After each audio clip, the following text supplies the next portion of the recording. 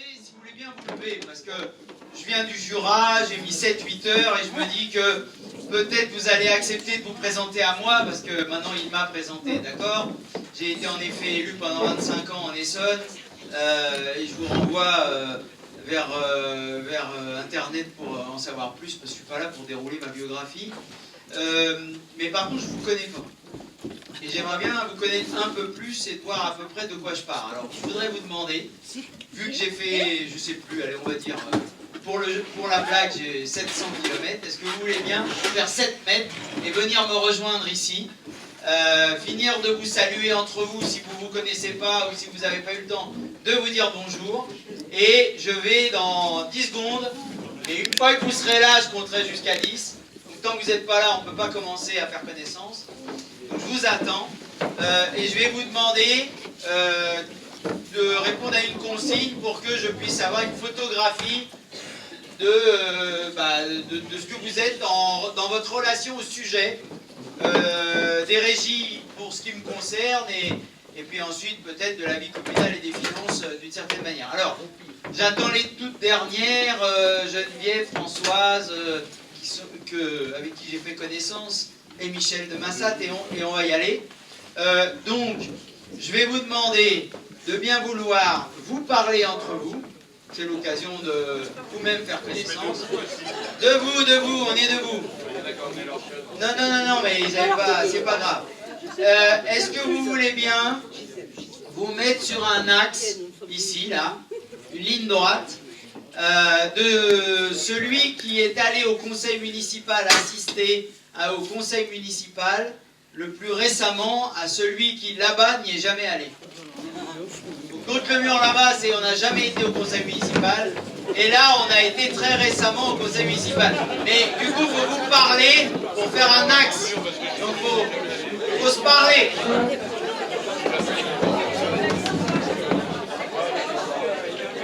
Il y a 24 heures, il y a une semaine, il y a un mois, il y a 6 mois, et jamais. Le mois dernier.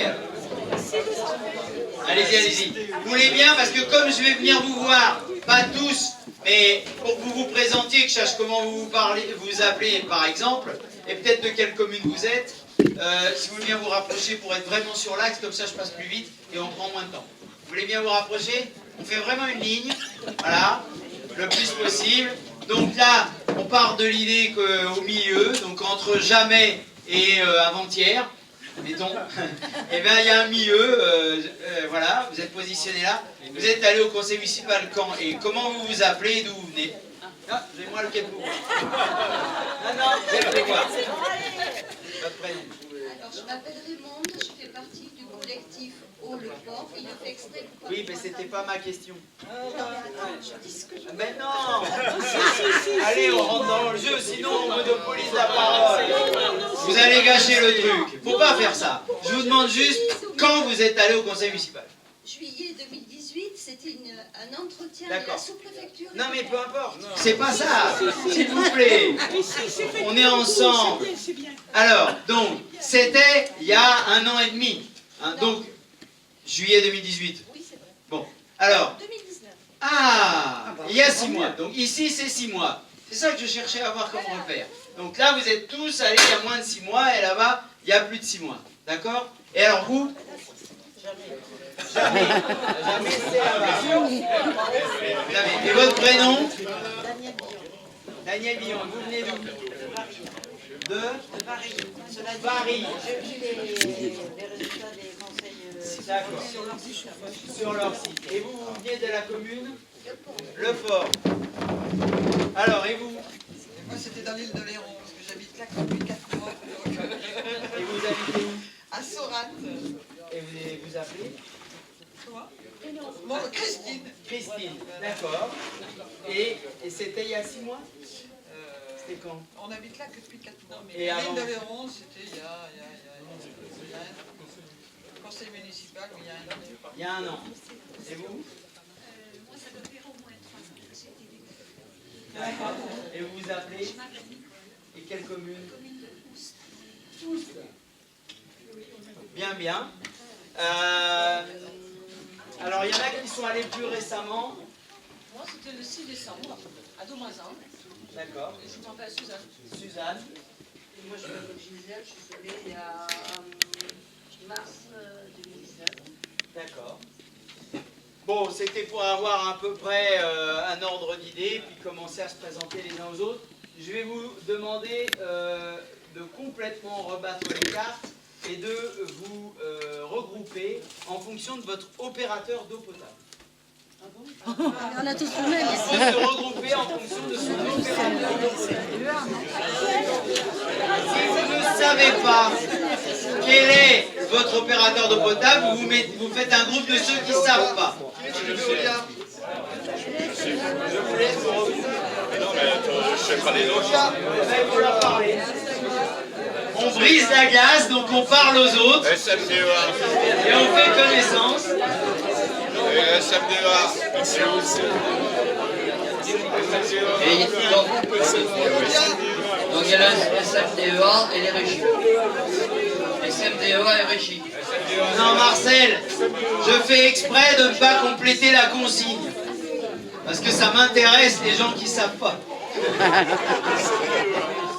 Le problème, c'est que tout le monde le sait. Alors, est-ce que vous pouvez essayer de bien faire le distinguo entre les groupes pour que je puisse juste... Alors, allez-y. Parce que là, je sais que derrière vous, ils ne sont pas dans votre syndicat. Non. Voilà. Alors...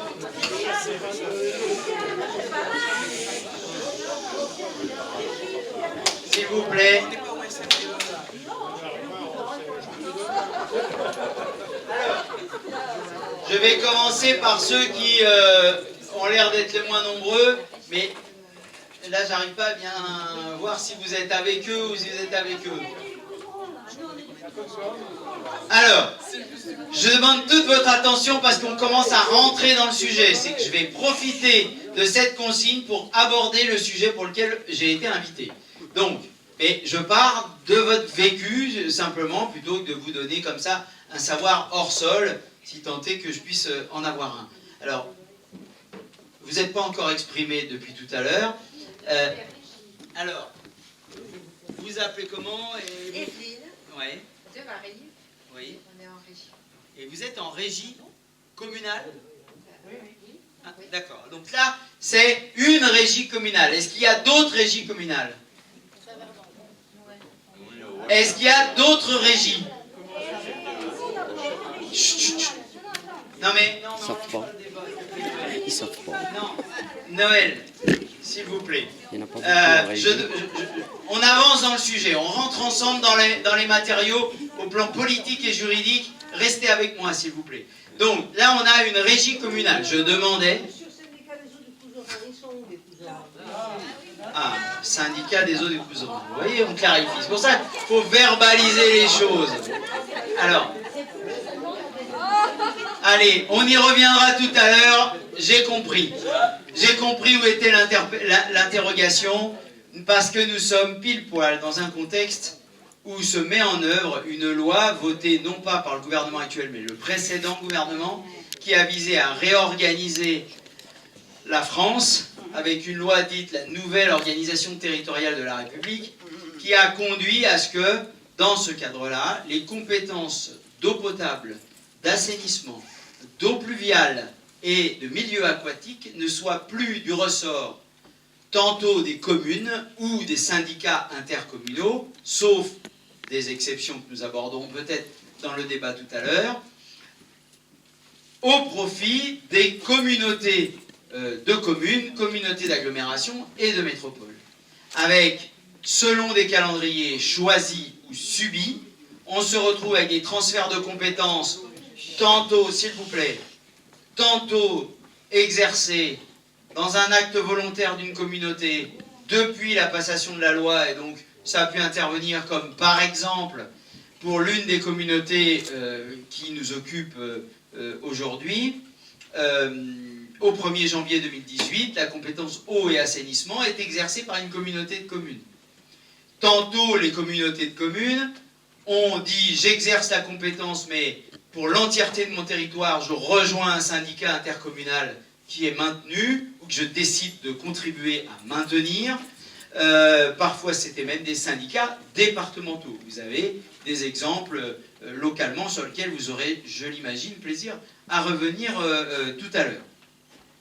Ensuite, il y a des communes qui décident, tant bien que mal, en fonction de leur degré de désobéissance ou de leur capacité à construire des rapports de force, à engager des processus, des contentieux, et qui refusent l'application de la loi dans son entièreté ou partiellement.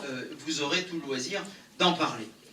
Voilà ce que je voulais dire pour expliquer que vous avez donc des cas de figure où il y a encore des régies communales, mais en fait elles n'existent plus pour le 1er janvier 2020, sauf si elles ont appliqué ce qu'a obtenu l'Association des maires ruraux, c'est-à-dire un système qui permet de reporter pour les communautés de communes le transfert de la compétence eau jusqu'en 2026.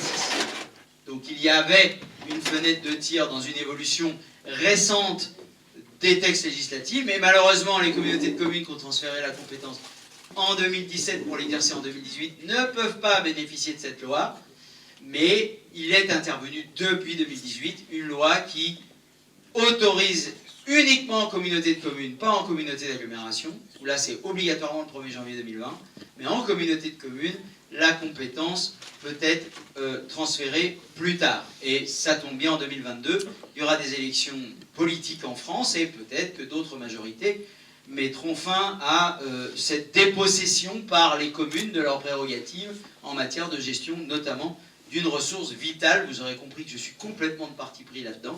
C'est-à-dire que ma conviction profonde, c'est que l'échelon communal est l'échelon le plus pertinent pour gérer en commun quelque chose de vital et indispensable dans la cité, dans le bourg, dans le village. Alors, ensuite, je vais aller là parce que on va avoir un exemple diamétralement opposé, mais je les laisse s'exprimer. Vous, votre opérateur, parce que là, on a répondu que la régie municipale, donc communale ou communautaire, maintenant depuis le 1er janvier 2020, c'est un opérateur. Donc vous avez bien répondu à la question. Merci.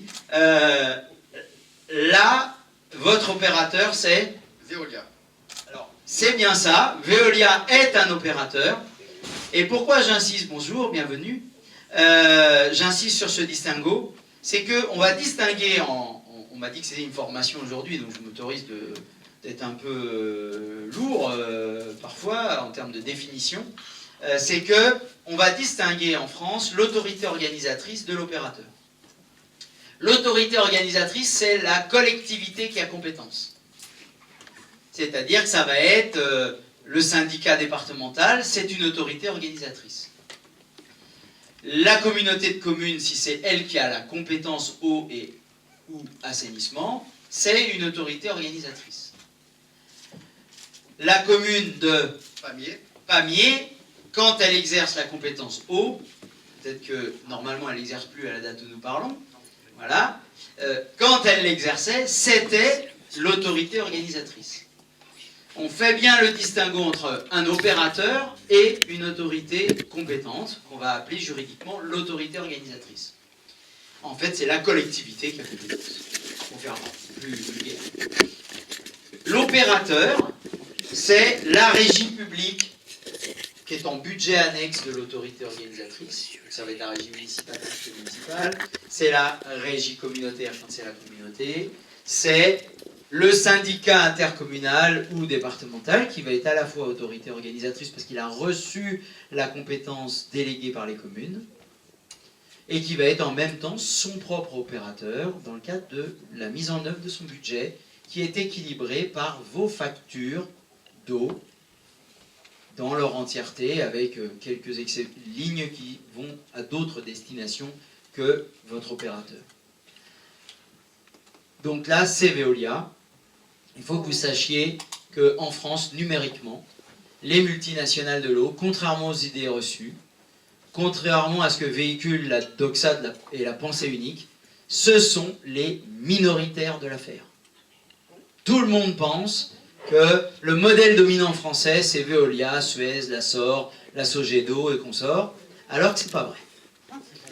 Il y a 15 ans, Alors, c'est pas vrai, mais vous allez voir que c'est un propos à nuancer. Mais c'est bien d'avoir l'aplomb d'abord de dire je romps avec l'idée dominante que Veolia et Suez, c'est la référence française. Ils vont à l'étranger, parfois accompagnés par des députés et des ministres, pour véhiculer le fait que la patrie de la Révolution française et des services publics leur fait confiance à eux, les multinationales, parce que c'est le modèle français de gestion d'un service public de l'eau, n'est-ce pas, pour essayer d'obtenir des parts de marché à l'étranger. Donc nous les Français, dans la patrie républicaine des Français, je vous demande d'abandonner, de ne pas vous abandonner, de laisser autour de vous, au bistrot, à la poste, au boulot, dans le transport en commun, dans le quartier, dans le village, l'idée que le savoir-faire et le modèle dominant serait celui de la multinationale. Parce que nous sommes indirectement complices de ce qu'ils véhiculent pour asseoir leur gourmandise, pour atteindre leurs objectifs financiers sur lesquels nous allons revenir, puisqu'il me faut essentiellement concentrer mon propos, mais je vous inviterai à vous asseoir à ce moment-là, sur la comparaison comptable entre les deux modèles. Donc, ils avaient, il y a 15 ans, quand des ahuris échevelés comme moi ont commencé le combat, ou ont rejoint le combat, ils avaient, sur 34 000 services publics d'eau et d'assainissement, ils avaient 12 500 contrats. Ils avaient, par ces 12 500 contrats, ils avaient 75% des usagers du pays. Parce que historiquement, ils s'étaient construits là où il y avait peu de kilomètres de tuyaux à entretenir, beaucoup de compteurs et de mètres cubes à facturer. C'est-à-dire peu de dépenses, beaucoup de recettes. D'accord? Et pour la plupart d'entre vous, vous ne les intéressiez pas, parce que vous aviez peu de compteurs, peu de mètres cubes facturés, beaucoup de kilomètres à entretenir. D'accord? Donc, le rendement financier à court terme était pas intéressant. Ils ont commencé à se déporter quand ils ont commencé à perdre des positions. Parce qu'ils ont perdu des positions, puisque aujourd'hui, on dénombre 31 000 services publics d'eau et d'assainissement, donc 3 000 de moins qu'à 15 ans. Pourquoi 3 000 de moins qu'il y a 15 ans? Regroupement de communes, fusion de syndicats, communautés de communes qui ont repris la compétence. Donc, vous vous retrouvez avec moins d'opérateurs, parce que moins d'autorités organisatrices, mais ils n'ont plus que 6 300 contrats. Et ils n'ont plus que 61% des usagers. Donc, la régie publique est territorialement et géographiquement en superficie de territoire dominante, et le sens de l'histoire écrit par les usagers qui montent des collectifs d'usagers au secours, au bien commun, au public et tout ce que vous voulez, on va dater ça de l'appel de Varage en 2000, dans le Var. Eh bien, le sens de l'histoire, c'est la régie publique, et le peuple français, ses usagers et ses élus locaux sont en train d'écrire une histoire qui raconte autre chose que le modèle véhiculé par la doxa, par les médias, etc. Mais le peuple est en train d'écrire quelque chose. On est en train de démontrer qu'il y a la possibilité d'avoir une nouvelle implication citoyenne et obtenir qu'un commun soit géré publiquement. Est-ce qu'on a gagné le fait qu'il soit géré en commun? Ça, c'est un autre débat. Et je vous inviterai peut-être à me poser des questions en ce sens, parce qu'il y a des modèles de gestion publique qui permettent plus que d'autres de gérer en commun. Et quand je veux dire en commun, c'est les habitants, les agents publics et les élus locaux. Il y a des régies publiques directes qui ne sont pas plus démocratiques qu'un contrat avec Veolia. Hein, voilà. Il y a des régies municipales ou des régies intercommunales qui sont des régies publiques avec des établissements publics dans lesquels les usagers ont le droit de vote. Donc, il y a à l'intérieur de la famille de la gestion publique des structures juridiques différentes qui donnent plus ou moins de place à l'usager. Voilà. Il faut l'avoir à l'esprit. C'est notamment traité dans un petit manuel là qui s'appelle « Eux comme au public ». Il y a un grand groupe là, ou deux grands groupes, qui ne se sont pas positionnés sur Veolia, si je comprends bien, et pas non plus sur régie communale, et c'est peut-être parce que vous savez que depuis le 1er janvier, des régies communales, en fait, il n'y en a plus. Voilà. Alors, Quelqu'un qui ne s'est pas encore exprimé veut dire pourquoi il s'est mis là, peut-être. Parce que moi, je suis au syndicat des eaux du Couserans. Donc, si j'ai bien compris, c'est un... C'est votre Voilà. opérateur. Oui, c'est ça. Oui. D'accord. Alors, est-ce que quelqu'un veut compléter, nuancer ou contredire ce qui vient d'être dit? Oui, après le syndicat des eaux du Couserans, l'État n'existe plus, puisqu'il a été intégré par la communauté de communes du Couserans. Voilà. Donc, en fait, ce syndicat intercommunal ne pouvait pas, parce qu'il n'était pas à cheval sur 3 communautés de communes, ne pouvait pas se maintenir après l'application de la loi NOTRe. Et donc, ce syndicat a été repris dans ce qu'on va appeler plus communément la régie communautaire de la communauté de communes. Attends. Oui, mais c'est le débat de fond, là, on finit le tour sur les modes de gestion qui sont présents dans le territoire. Je sais qu'il y a des nuances à l'intérieur de ça, qu'il y a des spécificités. Comment? Non, la raison pour laquelle le syndicat des eaux... Le syndicat du Couserans, qui avait attendu la loi du mois de Peut-être. 2018, aurait pu exister. Oui, mais C'est ce que je m'évertis. c'est vraisemblable. Mais là, j'essaye de faire comprendre les différents modes de gestion qui existent en France en partant de ce qui existe dans votre territoire. C'est juste ça que j'essaye de faire. Non, je ne voudrais pas engager le débat là, vous avez un temps pour ça tout à l'heure, je vous promets. Savoir qui c'est qui, l'autorité, parce qu'en fait il y avait... L'autorité organisatrice dans le cas là, c'est la communauté de communes du Et Couserans. elle a été obligée de dissoudre le syndicat pour prendre la régie directe parce qu'il y avait 2 syndicats sur le territoire de cette communauté de communes. D'accord, voilà. Vous avez la raison. Il y a 2 Ça marche. Alors, on va y venir parce que maintenant intervient un 3e opérateur qui est aussi une autorité organisatrice que vous allez nous présenter. Oui, mais c'est Martine. Donc, nous, on est desservis comme opérateur le SMDEA. C'est donc le syndicat départemental, qui j'ai bien suivi, de l'Ariège, voilà, qui... C'est le deuxième... Alors, c'est le deuxième syndicat. si vous êtes dans le territoire de la communauté de communes du Couserans, vous êtes dans une situation particulière où la communauté, si j'ai bien suivi, a à la fois une régie communautaire pour les communes qui n'étaient pas au syndicat départemental et a réadhéré, ça a été son choix, je ne dis pas qu'il n'est pas discutable ou contestable, mais ça a été son choix de adhérer à nouveau au syndicat départemental pour les communes qui étaient précédemment au syndicat départemental. Donc vous avez une communauté de communes là, qui a une partie de son territoire qui, en l'état de la situation juridique et des intentions politiques, est gérée en partie par le syndicat départemental et en partie par une régie communautaire, avec des exceptions, c'est qu'il y a des communes qui ont refusé ce transfert. Nous y reviendrons dans le cadre de l'échange. Est-ce que là, on a cité tous les opérateurs en présence? Syndicat départemental, communauté de communes du Couserans et Veolia. Il n'y a pas d'autres opérateurs. Voilà. Est-ce qu'il y a des gens qui ne savent pas ou ne savaient pas, avant ce petit échange, qui était l'opérateur? Il arrive que des gens qui, par exemple, sont dans un habitat collectif et qui payent leurs dépenses d'eau au travers de charges récupérables, ne savent pas qui leur facture l'eau. Et donc, c'est un appel de charge. Et finalement, ils payent ça aux propriétaires bailleurs et ils ne savent pas quel est l'opérateur. Donc voilà, c'est aussi pour ça que, pour avoir à l'esprit qu'il y a des usagers domestiques qui ont un compteur, qui sont usagers, qui sont abonnés, Veolia dirait des clients, mais nous on déteste ça, eh bien d'autres sont derrière des compteurs collectifs et payent ça sous forme de millièmes en copropriété, d'appels de charges locatives, quand ils sont locataires et qu'ils doivent acquitter auprès de leurs propriétaires bailleurs. Je vous remercie d'avoir accepté qu'on s'y prenne comme ça plutôt que je me chauffe les neurones en étant face à une assistance dont je ne connaissais pas suffisamment bien la géographie pour recoller avec les discussions que j'ai eues avec les maires au déjeuner. Donc du coup là je peux accrocher les morceaux grâce au fait que vous avez accepté d'accepter de rester debout avec moi.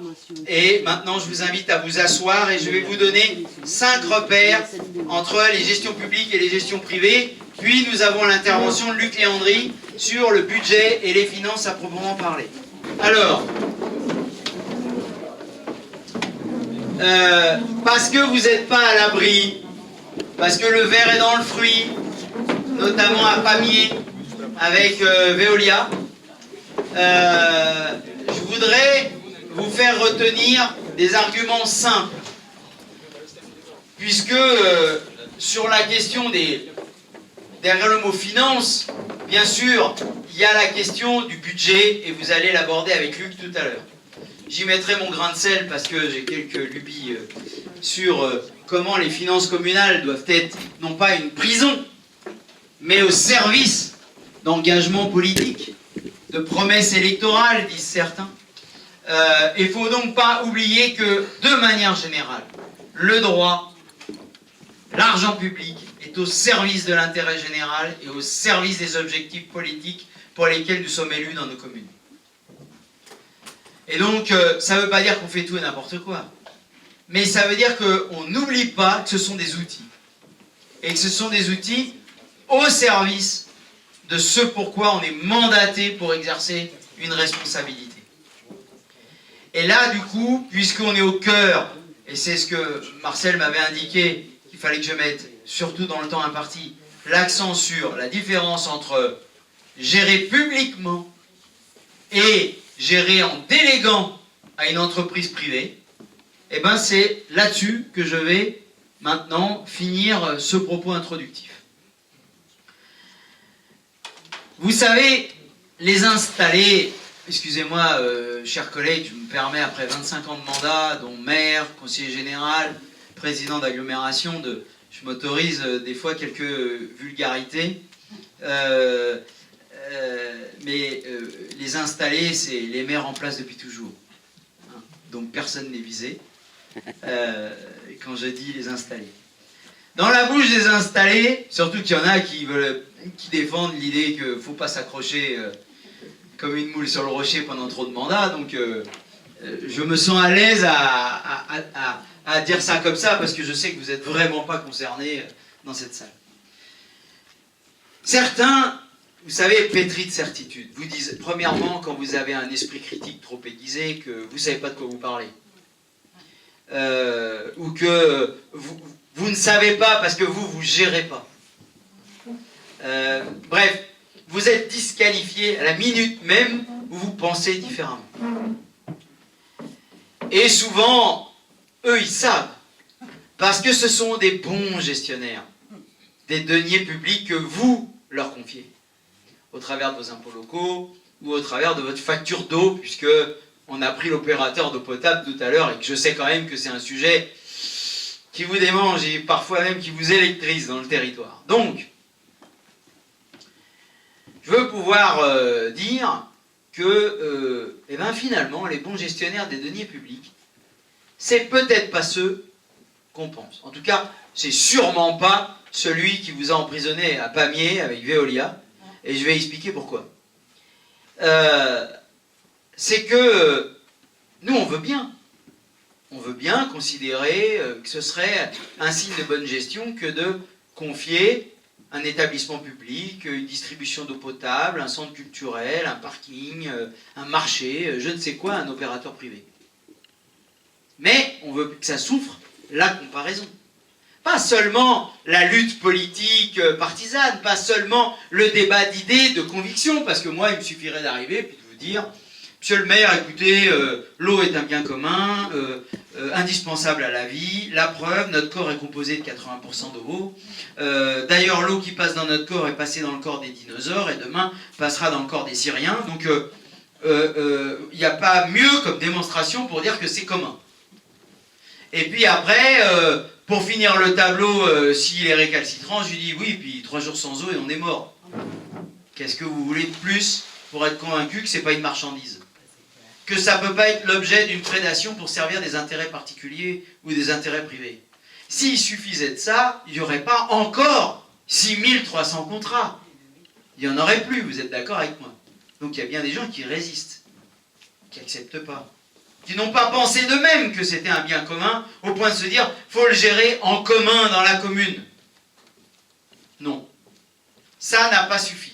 Donc il faut aller sur un autre terrain. Et je vous rassure, quand le maire de Nice, par exemple, ou, alors je vais dire M. Estrosi ou M. Valls, pour donner deux exemples, sont passés en régie publique, ils ne l'ont pas fait sur les arguments que je viens de vous citer. Il a bien fallu qu'ils le fassent sur d'autres arguments pour commencer à avoir le doute. Quand dans le pays de Gex, des communes très conservatrices et qu'on ne situera pas dans le paysage politique des progressistes et des partageux, finissent par se dire on retire la délibération qui va confier au privé la gestion de l'eau pour faire une régie publique communautaire, je vous assure que ce n'est pas une raison idéologique. Et les belles démonstrations sur le commun que je vais essayer de vous résumer à l'instant ne les avaient pas convaincus. Ce qui a fait pour Manuel Valls qu'il ait eu des étoiles dans les yeux, c'est, je suis dur avec lui, c'est qu'au bout de 6 heures de démonstration, et je dois lui reconnaître qu'il avait accepté de me supporter pendant 6 heures, il a compris qu'il allait agrafer son éditorial à la facture, avec sa photo. J'ai compris à ce moment-là que j'avais fait mouche. C'est que le gars, il s'est dit, je vais rentrer dans la cuisine et la salle de bain des gens avec le service public de proximité de l'eau. Ah, c'était une motivation politique, comme une autre. Il a fait une régie publique, j'ai pris. D'accord? Bon. Estrosi, il était peut-être dans l'idée qu'il y avait comptablement des différences. Et il avait raison. Mais le maire de Toulouse, le président de la Comcom de Toulouse, qui vient de choisir de repartir avec une multinationale, ment effrontément à tout le monde. Et d'ailleurs, s'il est fier demain d'annoncer qu'il y a une baisse, on a tout de suite envie de lui dire « Ah, donc l'opérateur pouvait faire à moins cher. Ah, donc ça fait 10 ans, 20 ans que l'opérateur nous fait les poches, alors que les fins de mois commencent de plus en plus tôt. Donc ça prouve bien que vous êtes en train de remercier celui qui nous a fait les poches en le gardant. Donc il y a quand même là quelque chose de politiquement pas correct, quoi. Sauf qu'il oublie de vous dire, M. Moulin, qu'il obtient une remise à la signature. 10 minutes plus tard, la remise vaut rien.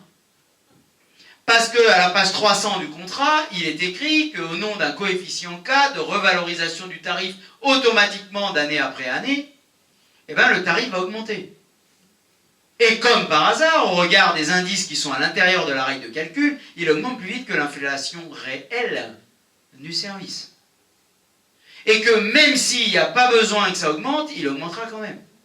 Parce que c'est écrit dans le contrat à la page 300 que personne n'a lu.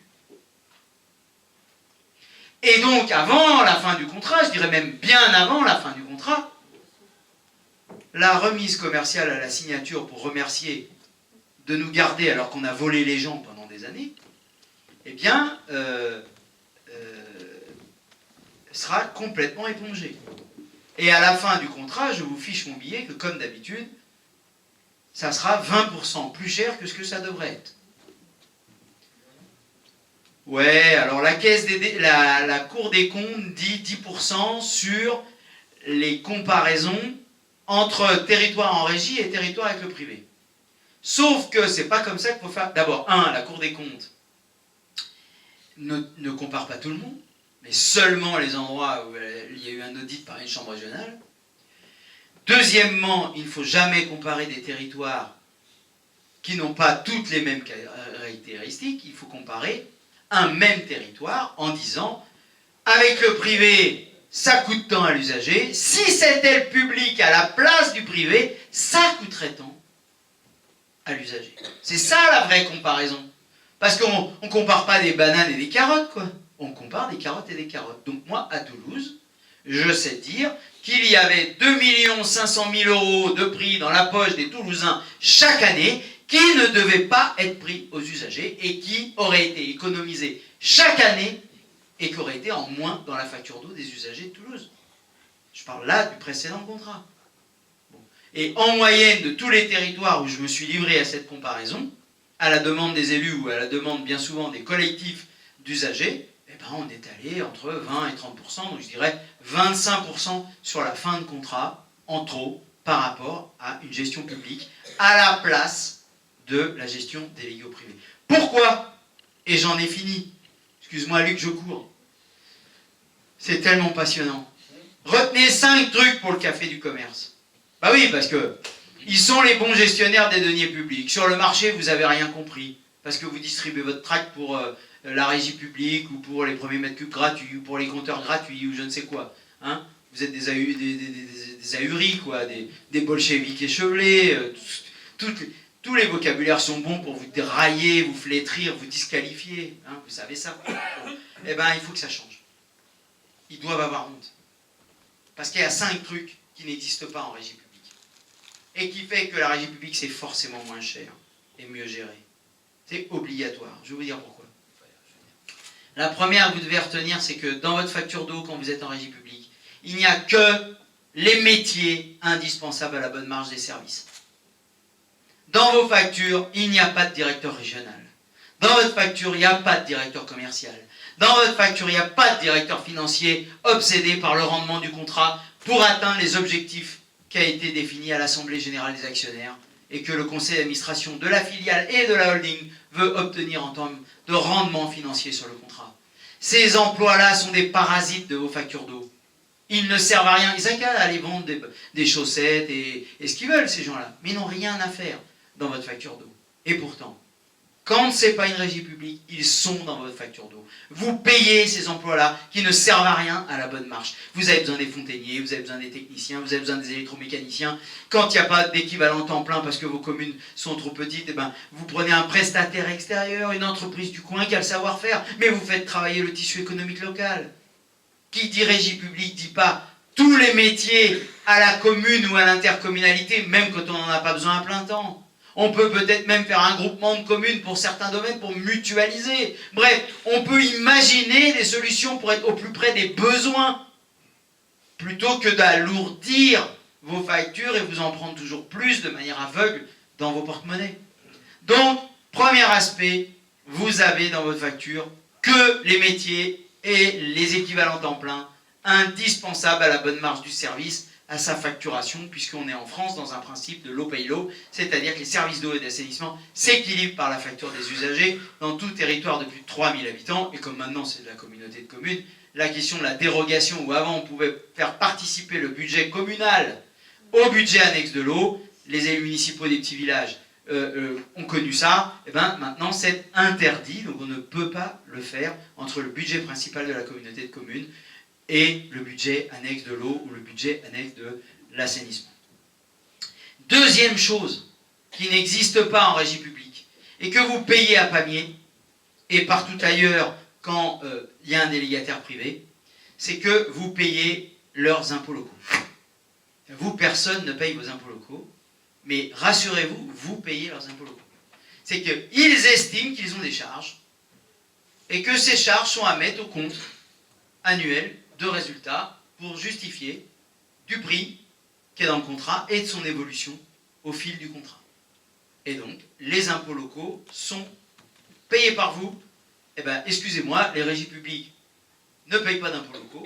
Et par ailleurs, reste à démontrer que vous payez bien les impôts locaux de la filiale et votre quote-part indispensable. Parce que comme ils sont en mode déclaratif, et qu'il n'y a que le président ou la présidente du syndicat ou de la communauté qui peut aller barder d'experts comptables dans la comptabilité analytique de la filiale, de la multinationale, pour vérifier qu'on ne fait pas payer les impôts locaux de la boîte dans plusieurs contrats et que finalement, ce n'est pas une dépense superflue parce que il n'y a pas besoin de vous en faire supporter autant. C'est en plus un chiffre sur lesquels vous êtes aveugle et vous ne pouvez pas savoir si vous ne faites pas avoir. D'ailleurs, il en va de même sur la ligne d'avant, dont je vous ai parlé, le personnel. Vous ne savez pas si finalement les équivalents temps plein qui émargent dans votre facture émargent pas dans plusieurs territoires. Et que finalement, vous êtes bien sûr que vous payez réellement les emplois de Veolia dédiés à votre territoire. C'est invérifiable.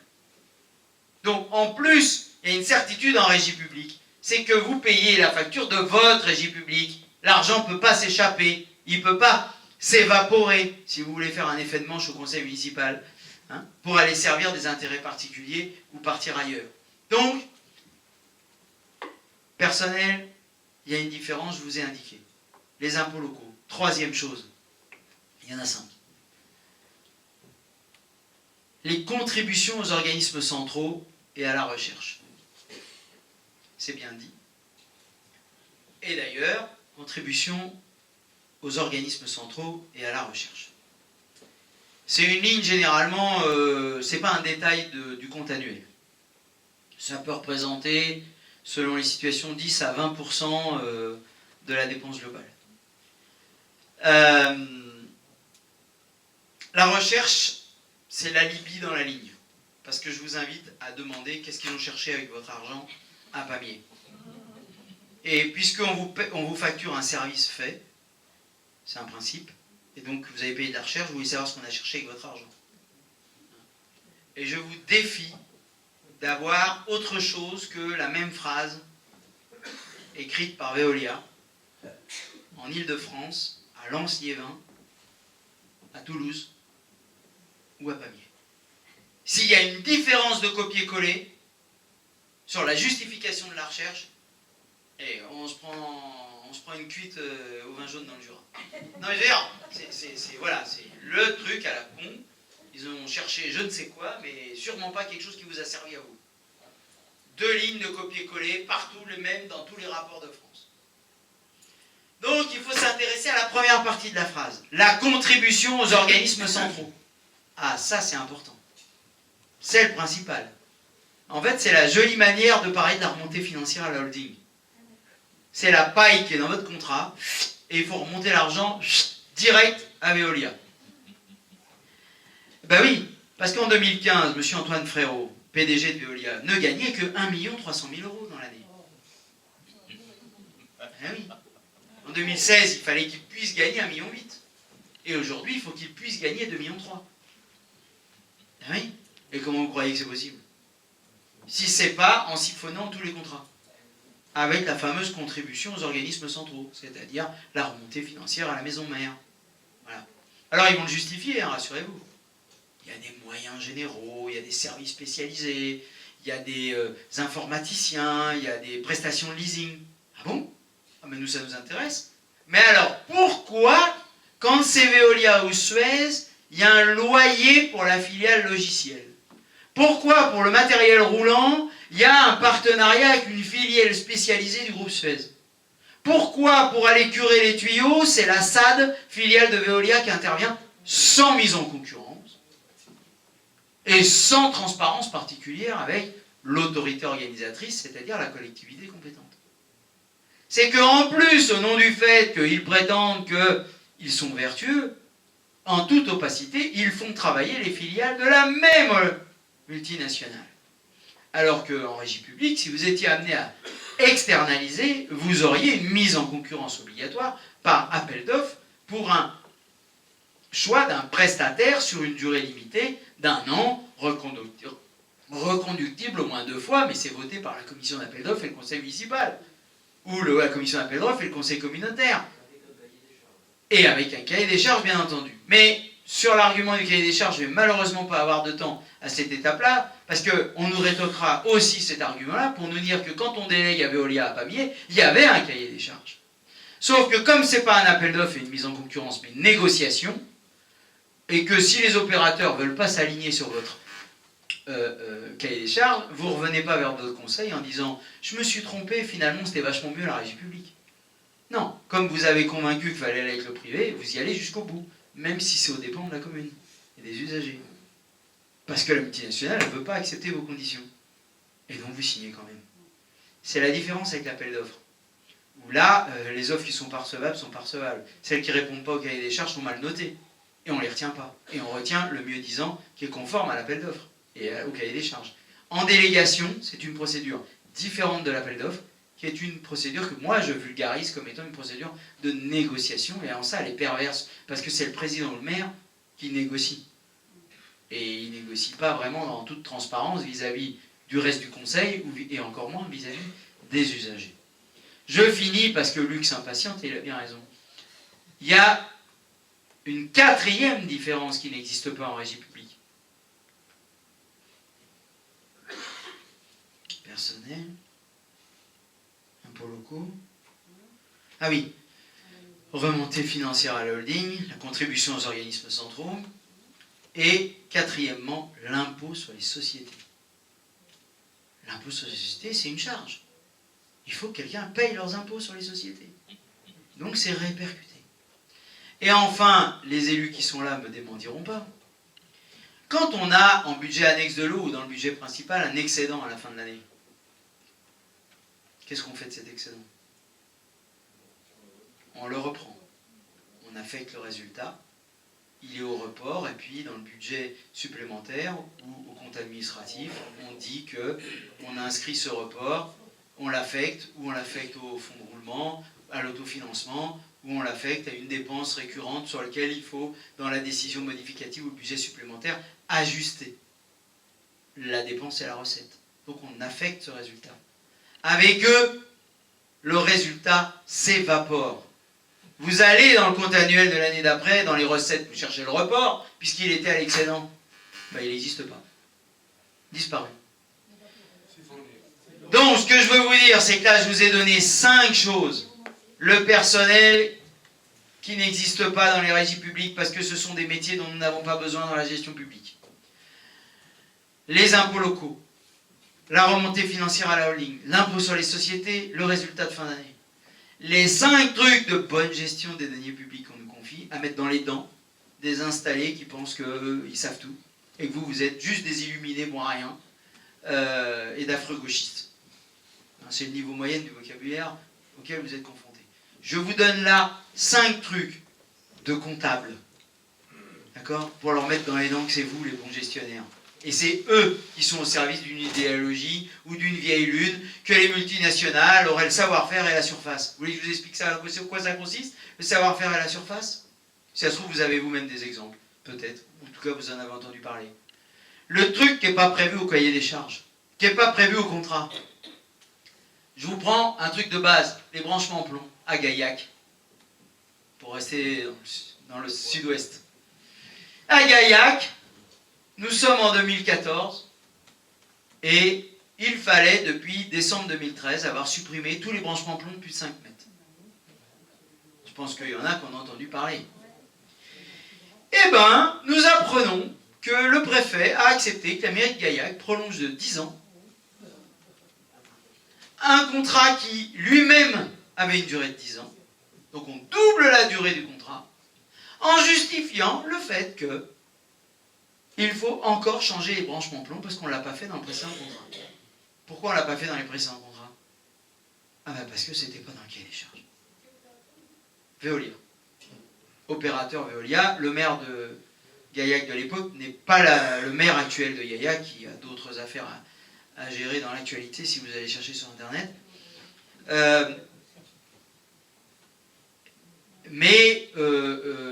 C'est un exemple. Saint-Michel-sur-Orge dans l'Essonne que Marcel connaît bien, une canalisation pète sous la voie ferrée SNCF, 300 000 € de travaux. Que fait l'opérateur? C'est Suez, donc à l'époque lyonnaise des eaux. Il va voir, je ne sais plus si c'est le Val d'Orge ou la mairie de Saint-Michel, parce que je ne tape plus ça dans la tête. Il va voir et il dit, bah écoutez, il y a 2 solutions. Soit vous nous rallongez la durée de notre contrat, soit on augmente le tarif des usagers pour faire face à cette dépense imprévue qui n'était pas dans le cahier des charges initial. Tout ça pour vous dire que de toute façon, en régie publique, vous ne payez que les coûts effectifs. S'il faut faire face à des choses, vous faites face aux choses et la comptabilité publique vous permet d'amortir la dépense sur des longues durées, donc 300 000 €, 1 million d'euros, vous allez le payer en 20 ou 30 ans d'usage du tuyau, alors que eux, avec les opérateurs privés, vous allez devoir non seulement faire face à la dépense, comme en régie publique, mais sur des durées plus courtes, parce qu'ils veulent pouvoir se rembourser l'investissement qu'ils font pour vous avant la fin de leur contrat, donc sur des durées inférieures à 20 ans, et parfois, comme on les découvre en cours de route, eh ben, inférieur à 3 ans, inférieur à 5 ans, inférieur à 10 ans. Et 1 million d'euros payant en 5 ans ou en 10 ans, ça coûte plus cher chaque année à vous, les usagers, dans vos factures d'eau, que ça nous coûte en régie publique, qui a une durée de vie illimitée, qui n'a pas de fin de contrat, et qui peut en comptabilité publique, avoir des durées d'amortissement liées à l'usage, on appelle ça l'amortissement technique, et des amortissements financiers, c'est-à-dire chaque année vous faire payer une part des travaux, des investissements qui sont réalisés pour le compte de la collectivité en étant adossés à des emprunts. Et ça m'amène à la transition pour donner la main à Luc Léandry qui va vous parler de lire et comprendre le budget. C'est qu'il y a un truc dont il ne faut pas avoir honte, c'est la dette. La dette, c'est bien. La dette, c'est noble. La dette, c'est de la bonne gestion. On ne vous demande pas, à vous, de payer le toit qui est le vôtre, si vous avez encore à le payer avec un prêt à la banque pendant 20 ans ou 25 ans, on ne vous demande pas de le payer en 5 ans pour savoir si vous êtes en bonne santé financière. Et bien c'est ça qu'ils font en collectivité. Ils sont fiers en collectivité de donner au privé pour avoir moins de dépenses de personnel. En vrai, c'est vous qui payez plus. Je ne vous refais pas la démonstration parce que comme le privé est plus cher que le public, à l'arrivée, c'est pour votre pomme. Après, ils affichent leur indicateur, notre masse salariale, on la maîtrise, voyez-vous. Elle n'a augmenté que de 1% par rapport à l'année dernière. Quel délice! Combien de personnes en congé maternité n'ont pas été remplacées? Combien de départs à la retraite n'ont pas été remplacés? Combien d'encadrements sont insuffisants de nos gamins ou des conditions d'accès à des équipements publics? On peut aller vérifier, s'il vous plaît? Parce que pour faire 1% d'augmentation de la masse salariale, c'est qu'il y a de la casse quelque part. Il y a un problème quelque part. Il y a des gens dans la souffrance au travail, quoi. Il y a un truc qui cloche. Bon. Et puis par ailleurs, sur l'endettement, et je finis avec ça, je suis désolé, si une école, si un tuyau, si un château d'eau, une station d'épuration, une route va être utilisée sans gros travaux, pendant 20 ans, pendant 30 ans, pendant 40 ans, pendant 50 ans, le tuyau en fonte ductile de Pont-à-Mousson, c'est 80 ans, sans être changé. Eh bien, je suis désolé. Moi, je le fais payer à 80 ans d'usager. Je le fais payer à 30 ans de contribuable. Quand c'est une dépense adossée à l'impôt. L'eau, c'est adossé à votre facture. Vous avez compris, les impôts ne participent pas au fonctionnement des services d'eau et d'assainissement. Voilà la doxa dominante à laquelle vous allez vous confronter au municipal de mars prochain, c'est des élus obsédés par la capacité de désendettement. Regardez comment je suis un bon gestionnaire. J'épargne avec vos impôts chaque année une somme suffisante qui me permet de rembourser le stock de la dette communale en moins de 5 ans. Regardez comme je suis un bon gestionnaire. Ben moi je réponds non, vous êtes un mauvais gestionnaire. Parce que vous prétendez que 20, 30 ans d'équipement public, dans vos indicateurs financiers, il est noble que de les rembourser parce que quand ils sont adossés à de l'emprunt en moins de 5 ans. Moi, je ne suis pas d'accord. L'endettement, la capacité à rembourser le stock de sa dette en 10 ans, c'est bien. Et je l'assume, c'est un choix politique. Et encore, s'il faut faire face à une dépense exceptionnelle, certaines années, parce qu'il y a un truc qui n'était pas prévu, parce qu'il y a un sinistre important dans la commune, une inondation, un incendie majeur, une difficulté où il faut aider des agriculteurs en leur mettant à disposition des moyens, de la terre, parce qu'il y a une pollution accidentelle, parce qu'il y a une question qui n'était pas prévue, etc., etc. On va être de plus en plus à la recherche de solutions d'auto-organisation dans le village pour faire face à des dysfonctionnements dramatiques au plan social comme au plan écologique. Et vous croyez qu'on a besoin de moins d'argent à redistribuer dans les territoires? Et qu'on doit tenir des objectifs financiers qui ne doivent servir qu'à une seule chose, ce qui fait plaisir aux agences de notation et par répercussion, ce qui fait plaisir aux banques privées? Vous voyez bien que nous ne sommes pas élus pour prendre des impôts aux gens pour rembourser des prêts bancaires. Nous sommes élus pour redistribuer l'impôt dans des services publics et des équipements de qualité et des solidarités dans le village et des coopérations qui vont permettre aux acteurs qui sont indispensables à notre mieux vivre d'accéder à des premiers locaux pour s'installer comme artisans, à des premiers locaux terres pour s'installer comme maraîchers, etc., etc. Bref, c'est pas à vous que je vais faire la démonstration. Donc, déverrouillez ça. Admettez que la dépense publique est noble, que l'endettement, il faut savoir faire les choix budgétaires pour se payer un endettement. Il ne s'agit pas d'endetter de manière aveugle. jusqu'à un point qu'on ne peut pas payer, bien sûr. Ça nous tétanise autant avec l'argent public qu'avec son propre porte-monnaie chez soi, bien entendu. Mais pas avec le dogme des organismes et des établissements financiers sur le dos, d'accord? Ça, c'est pas admissible. Voilà. Je rappelle aussi qu'on peut trouver des banques partenaires et lever des emprunts citoyens dans la vie communale. Voilà. Et donc, si à un moment donné, ils nous fatiguent, eh ben, quitte à ce que les gens ils doivent payer des intérêts financiers, autant qu'ils les payent à quelque chose qu'on a défini dans le cadre d'un emprunt populaire. Il faut juste avoir le compte qui va bien pour pouvoir, bien entendu, mettre l'argent de ce dit emprunt pour un objet et une finalité qui est réparer ceci, construire cela dans le village. Voilà, moi ce que je voulais vous dire, à la fois sur la comparaison, à la fois sur l'état d'esprit, en n'étant pas exhaustif, mais pour que vous compreniez bien que vous êtes là, si vous venez à l'initiative des GA de la France Insoumise. Premièrement, nous sommes contre la loi NOTRe. 2, nous sommes pour rétablir la prérogative communale dans le cadre d'un processus constituant et de passage à la 6e République.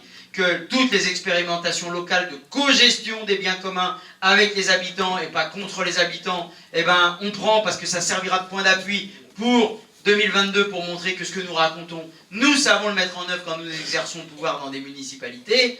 Et enfin, vous avez des éléments de comparaison entre régie publique et délégation aux entreprises privées sur lesquels il n'y a pas photo. C'est vous, le camp de l'intérêt général humain et écologiste, mais vous êtes aussi le camp de la bonne gestion des deniers publics qu'on va vous confier à partir des 15 et 22 mars prochains. Je vous remercie.